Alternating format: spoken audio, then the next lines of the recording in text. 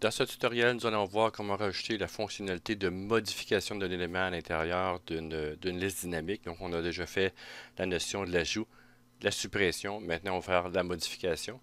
Donc, ici, si je rentre une activité, par exemple, ici, ajouter, j'ai les activités qui sont là. Donc, j'ai rajouté aussi un CSS pour améliorer un peu l'affichage là-dessus. Et ce que l'on peut faire, évidemment, c'est de faire la suppression. Ça, il n'y a aucun problème. Et ce que je veux faire ici, lorsque je double-clique sur un, ici, ben, ça me permet d'entrer en mode édition pour pouvoir modifier l'information à l'intérieur de ça. Donc, ce qu'on va faire par rapport à notre code ici, bien, on va faire quelques modifications à l'intérieur de ça. Donc, la première chose qu'on va faire ici, ça va être dans Activité. Et dans les activités, bien, ce qu'on va faire, c'est on va rajouter une fonctionnalité de double-clic. Donc, autrement dit, ce qu'on va mettre à l'intérieur ici bon, dans le constructeur, ici, je vais faire le this.state. Donc, on va travailler avec cet élément-là. Et dans le this.state ici que je vais utiliser, bien, je vais mettre évidemment un égal. Et là-dedans, bien, je vais pouvoir faire ici, est-ce que c'est en modification? Donc, je vais mettre un paramètre, donc en modification. Et par défaut, je vais mettre false. Donc, on met un état ici dans notre constructeur, donc je sauvegarde. Et par la suite, donc, qu'est-ce que je devrais faire par rapport à ça? C'est d'aller modifier dans le render ici. Donc, on va le placer un peu mieux pour que ça soit un peu plus visible. Donc, j'ai mon P ici. J'ai mis le bouton donc avec la suppression et le LI qui est là. Et lorsque je double-clique sur le LI, par exemple, bien, je veux que ça soit en mode édition directement. Donc, ce que je vais faire ici, c'est qu'on va faire un élément de double-clic. Donc, ici, on double click. Voilà, on double click ici. Et à partir de ça, ben, je vais aller dire ici, je vais faire un bind avec une méthode. Donc, pour pouvoir le faire. Et la méthode, habituellement, ce qu'on va faire là-dessus, c'est pour modifier l'élément. Et je vais faire aussi la modification avec un set state. Donc, autrement dit, lorsque ben, je vais terminer ici mon élément de double clic. Donc, lorsque je fais un élément, je vais dire ici d'aller modifier les éléments. Donc, this ici. Bon, j'aurais pas le choix là, ici de faire le modification activité qui va être là. Et dedans, qu'est-ce que je vais mettre ici? Bien, ça va être un this.setState et je vais aller modifier l'information de l'état. Donc, on va faire ici, c'était dans notre élément, c'était en modification, je crois. En modification ici et on va le mettre à true. Donc au double clic, on va le changer pour true. Donc ici, donc au double clic, this ici, ça va être modification activité. Voilà. Dans la modification activité, ben, je vais faire ici un bind et je vais faire this. Donc l'élément, ça va être ça. Donc surtout que je double-clique, ben ça va aller change de cette tête de l'élément en question.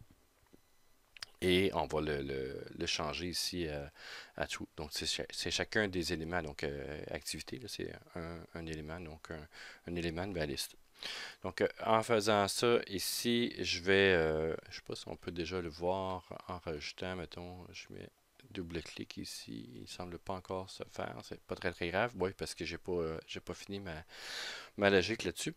Et à l'intérieur de ça, ben, qu'est-ce que je vais faire, c'est qu'est-ce que je fais avec le P. Donc, ce que je vais faire ici, là-dedans, c'est de mettre de this.state ici, point en modification.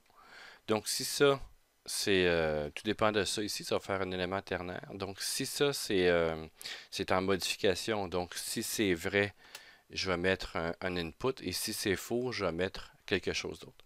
Donc, ici, ça, je peux l'amener à la fin. Voilà. Donc, si c'est faux, je fais afficher l'information ici. Et si c'est vrai, ce que je vais faire, ben, je vais faire ni plus ni moins qu'un input un input ici. Et dans la notion de l'input, donc je vais mettre input type évidemment texte. Type texte. Et je vais, la valeur ici, ben ça va être ni plus ni moins que la valeur, bon, value ici, ni plus ni moins que la valeur du props qui est passé. Donc, autrement dit, on va chercher déjà le props.clé, ben je peux aller chercher le props, this.props, évidemment, .txt, voilà. Donc, on sait que dans les notions des props ici qui sont passées là-dedans, j'ai le props activité. Donc, l'activité ici, dans la liste activité, donc j'ai le texte, voilà. Et dans le texte ici, donc je vais pouvoir mettre donc la valeur. Il va me manquer évidemment à fermer ceci. Et est-ce que j'aurais besoin de mettre d'autres choses là-dedans? Non, je crois pas d'avoir donc l'input type text ici. Voilà, donc ça devrait être bien. Si je m'en viens ici, je fais rafraîchir, donc je vais rentrer de la donnée et en double-cliquant, voilà. Double-cliquant, ça change l'élément, donc pour l'instant, ça change et là, je suis un peu pris avec ça. Ce que je vais faire aussi là-dedans, c'est tout de suite aller mettre le bon CSS pour ça. Donc, moi, dans mon CSS que j'avais fait pour la boîte, pour qu'elle soit un peu plus jolie, c'était Input Activité. Donc, copie ici, dans Activité, je vais lui mettre un ID. Ici, là, ID égale et Input Activité. D'après moi, ça devrait être déjà pas pire. Ajouter, double-clic. Voilà. Donc, c'est le même élément, le ID pour ça. Donc, ça change au complet l'élément. Donc, ça, c'est la première chose que je peux faire. Donc, on a une première aperçu. Donc, on peut faire les modifications. Et si on regarde aussi à l'intérieur de ça, j'ai des avertissements. Donc, on va refaire. Donc, je vais mettre les premiers éléments de mon clavier. Double-clic ici. Et si vous regardez ici, j'ai un avertissement. Donc, la valeur du prop ici, donc, elle n'est pas liée à un onChange. Donc, je ne peux pas remodifier cet élément-là. C'est en read-only seulement. Donc, ce qui nous dit ici, ben, pour pouvoir faire afficher ça, il va falloir que je travaille avec la méthode onChange pour pouvoir mettre à jour l'information. Donc, pour pouvoir mettre à jour cette information-là, donc je devrais rajouter un élément parce que React ici m'empêche de le faire. Donc, je ne peux pas mettre ici en mode édition. Là, je tape sur mon clavier et il n'y a rien qui se rajoute. Donc, c'est en read-only. Donc, je devrais prendre ici, là-dedans, donc dans mon code, une manière pour pouvoir faire un élément sur les changements. Donc, ce que je tape, de changer l'état pour que ça puisse s'afficher sur mon affichage. Donc pour ça, je vais encore utiliser un autre élément. Donc absolument, on utilise le handle pour dire prise en charge de handler ici plutôt, de prise en charge de l'élément. Donc prise en charge ici des changements. Donc handler ici changement et il va y avoir un événement qui va être passé avec ça. Donc, à l'intérieur de cet événement-là, ben, je peux, on peut faire un CLG juste pour voir qu'est-ce qui se passe comme événement. Donc, ça va être intéressant pour la suite. Et à partir de là aussi, ben, ce que je vais faire, c'est dans mon input ici. Donc, lui, là, ce qui va changer. Donc, on change. Ici, qu'est-ce que je vais faire à l'intérieur de ça? Ben, ça va être this.handler changement. On va parler en français, en anglais. Et je vais faire ici .bind, pas point, mais bind this. Donc, si je teste ici de rentrer une information, double-clic qui est là. Donc, dans la console, j'ai rien. Et surtout que j'appuie sur un élément ici, par exemple, j'appuie sur la touche E, ben j'ai l'objet qui est ici. Et on va se servir de cet objet-là, donc E.target ici, pour aller chercher qu'est-ce que j'ai rentré pour l'instant. Ici, c'est seulement www, mais je vais aller chercher la clé que j'ai que j'ai appuyé pour pouvoir déclencher cette notion-là. Donc, on peut voir qu'il y a beaucoup d'informations et je vais utiliser ça pour les changements. Donc, pour voir ici les nouvelles clés que j'ai tapées. Donc, la nouvelle touche que j'ai tapée sur mon clavier. Donc, pour continuer avec ceci, donc pour le texte, pour faire les changements ici, ce que je devrais faire, c'est de me rajouter un nouvel élément. Donc, on a déjà mis en modification ici. Je vais me rajouter un nouvel élément dans l'état. Donc, ça va être texte.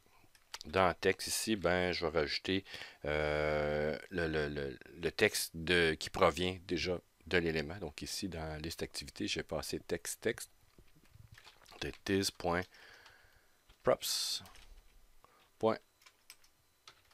Texte. Donc, c'est ce que je vais passer dans mon élément ici d'état. Donc, pour l'instant, il va avoir l'état de base. Et par la suite, ce que je vais pouvoir faire là-dedans, c'est dans mon handler changement ici. Donc, on a déjà mis le E. Et à partir de là, ben, ça va être this.setState. Donc, je vais faire un changement, ce qui va déclencher par la suite le render. Donc, au changement ici, au changement de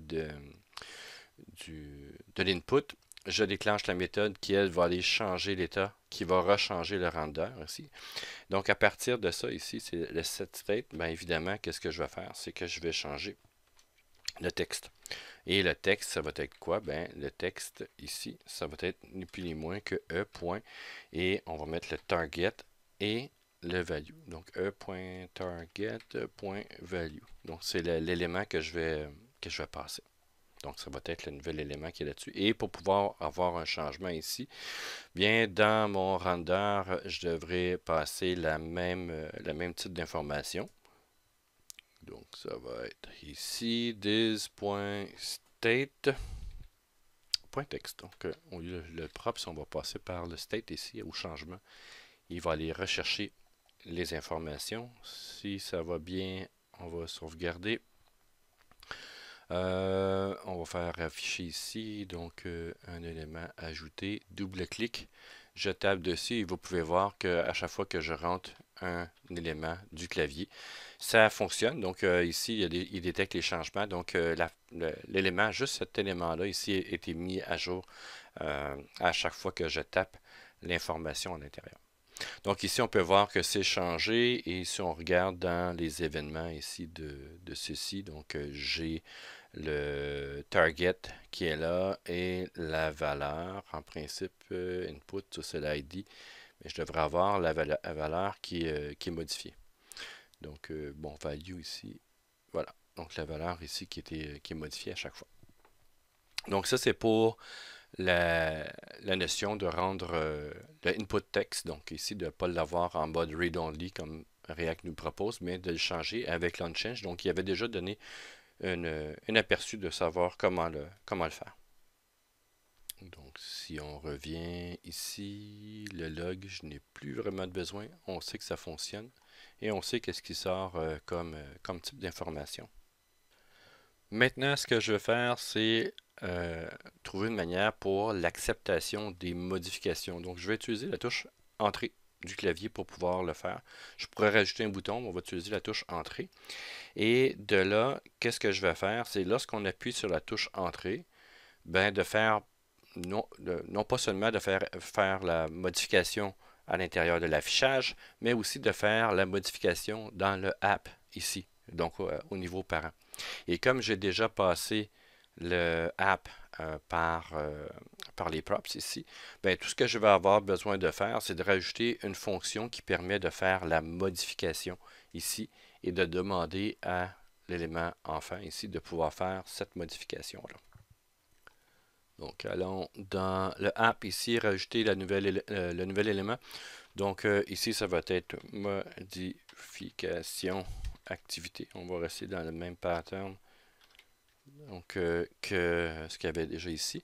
Modification activité, ce que je vais faire, c'est que je vais passer le dis, comme on l'a fait auparavant, et je vais lui passer aussi la nouvelle valeur à changer. Donc, c'est la chose que je veux avoir. Et là-dedans, ben, ce que je peux faire avec ça, donc je peux faire let activité. Donc, un peu comme on a fait en haut, est égal à dis.state, donc state.activité. Donc, ça, c'est le premier élément. Et là, je vais prendre mon code un peu plus concis. Donc, je vais dire maintenant que remplace activité. Donc, autrement dit, ici, ce que je viens de déclarer, par une fonction de map. Donc, un élément de JavaScript de map. Donc, ça va être activité ici. Dans activité.map, donc, applique à tous les éléments de la liste une fonction. Donc, moi, je vais réutiliser encore la même fonction A ici est égal à ça pour les activités. Donc, une fonction fléchée. Et je vais lui dire ici, donc, si activité, donc je préfère en déconstruction, là je ne le fais pas en déconstruction ici, activité.clé ici. Si ça, c'est égal à A.clé, donc si ça c'est égal à l'élément là-dedans, donc autrement dit ce que je recherche si ça a été trouvé, ben prends activité.text ici et change-la pour la nouvelle valeur. Donc donne-y la nouvelle valeur de ce que l'on a reçu ici. Et là-dedans, ben, ce que je vais faire là-dessus, ça va être return activité. Donc, return activité ici. Donc, on remet ça dans la même liste qui est là. Et évidemment, ben, comme on a déjà fait juste un peu plus haut, donc on fait un setState. Ici, this.setState activité est égal à non pas filter, mais est égal à activité. Donc, autrement dit, c'est que je remplace la liste avec le nouvel élément. Donc, ce que j'aurais pu faire aussi, c'est de faire la déconstruction, donc de dire ici que texte et clé est égal à activité, et de là mettre seulement comme clé et texte plutôt qu'activité.clé, activité.texte. Ça aurait fait la même affaire. Donc, ici, j'ai mon changement qui va apparaître. Et là-dedans, pour la suite, ben, j'ai pas d'autre chose à rajouter. C'est juste la logique qui va être modifiée. Donc, plutôt qu'une modification, il y a un set state qui va se faire. Il y a dans le set state ici, il y a les modifications qui vont se faire au niveau d'activité, qui va appeler le render, qui va aller passer dans la liste activité. Donc, il va rafraîchir ça. Il va rafraîchir ici l'activité qui va être là. Et ça va pouvoir se modifier tout d'un coup. Maintenant, dans la liste activité, pas vraiment de choses à modifier là-dessus. Tout ce que j'ai rajouté tantôt, c'était de faire activité pour que ça soit un peu plus intéressant là, au niveau des activités. Donc, rajouter, changer un peu le CSS, c'est tout ce que j'ai fait comme modification. Donc, lui prend ce qu'il y a de la main gauche, va à la main droite. Et c'est ici que je devrais interagir avec mon app directement. Donc, avec l'élément parent directement. Donc ici, tout est correct. J'ai pas besoin de changer les informations. Le handler pour la suppression, j'ai pas besoin là-dessus. Donc modification d'activité non plus. Le handler changement, bien évidemment, il faut que je fasse afficher mon changement. Ça, c'est parfait. Et ce que je devrais faire ici, c'est de faire un handler pour le hunter. Donc un handler ici pour la touche hunter. Donc ce que je vais faire ici, évidemment, je vais aller chercher l'event. Donc, savoir ici qu'est-ce qui a été appuyé sur le clavier. Et on peut faire déjà là un console. Mettons, moi j'ai CSG déjà de fait, console.log E.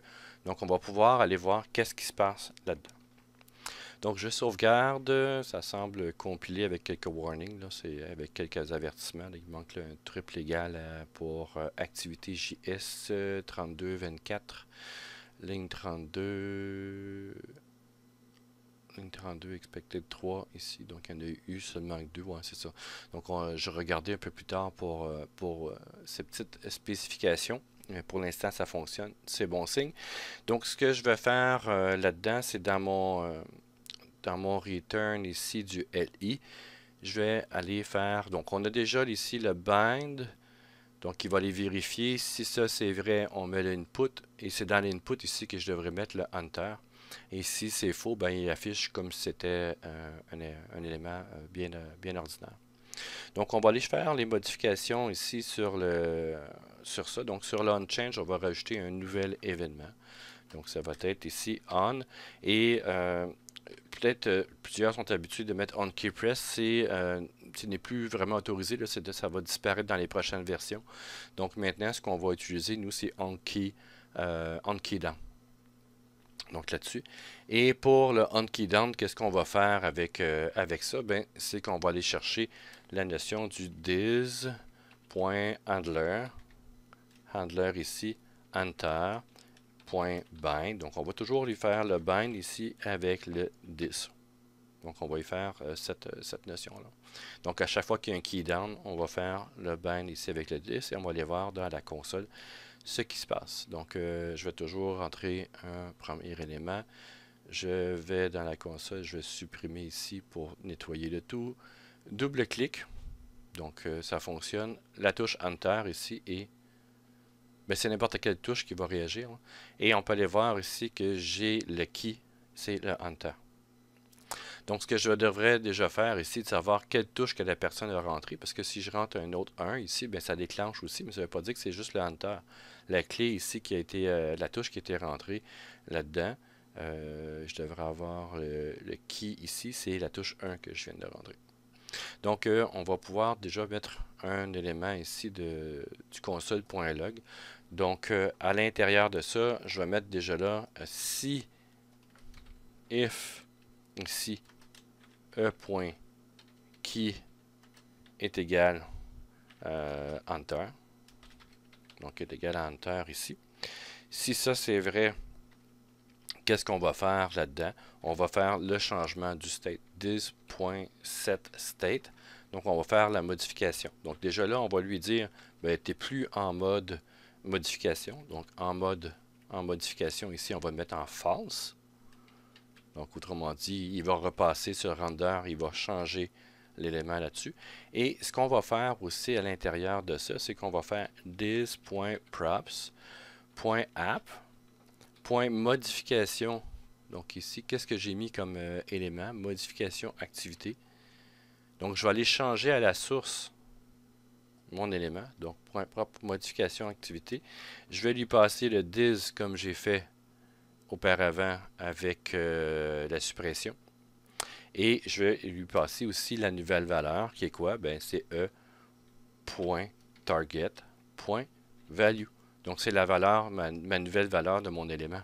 Donc, si ben, j'ai envie le E ici, mais si je mets CLG ici E, je sauvegarde ceci.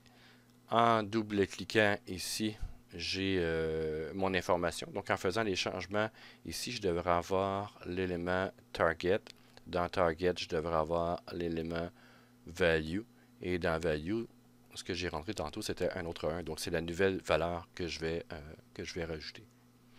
Donc, à partir de là, ben, si je fais rafraîchir, je vais juste revenir ici à mon code. Donc, j'ai le handler ici. Je lui passe ça.